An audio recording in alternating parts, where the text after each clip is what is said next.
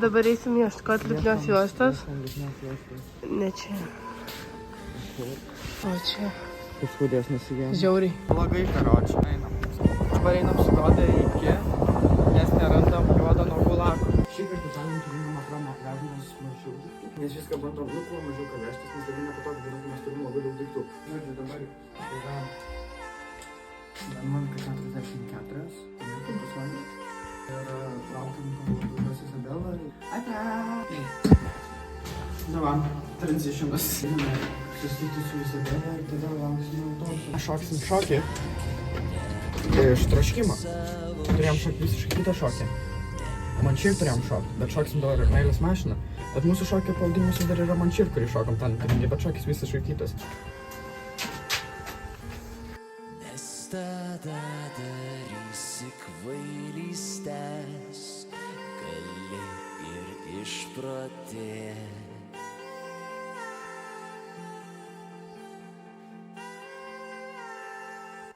Norėsi atiduoti jūras tau. Susiradau savo nagų meistrę. Hey guys! Ai, nusigavo, tas ir jo dalykas. Kad šį kartą išipulnius nesuduš širdis. Atsikėliau, daviau Gabrieliai patarimą, kaip su mama nesipyk. Dingo elektra. Čia tada pasisukam ir pirmą kartą. Palauk. Rimtas būk.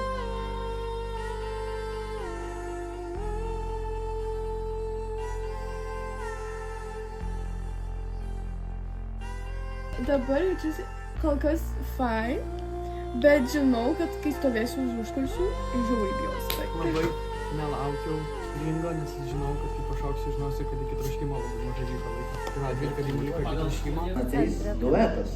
Jaunimas šoka iš Rokiškio. Jie atliks šiuolaikinį šokį Mončia. Balandžio 3 dieną Rokiškio kultūros centre pristatys šokio spektaklį remiantis Viljamo Šekspyro pjesę Romeo ir Džiuljeta pavadinimu Troškimas.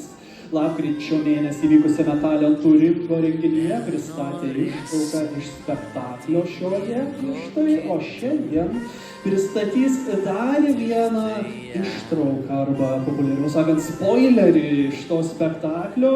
Gero žiūrėjimo. Jaunimas šoka. O visas dainas, kurias rašysiu,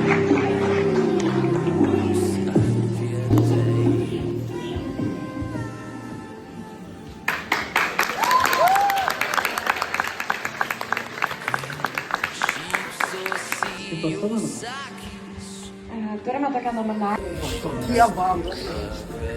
Oi, Grįžom į Rokiškį, mes laimėjom. Parodo troškimą, ir susitinkam kitą.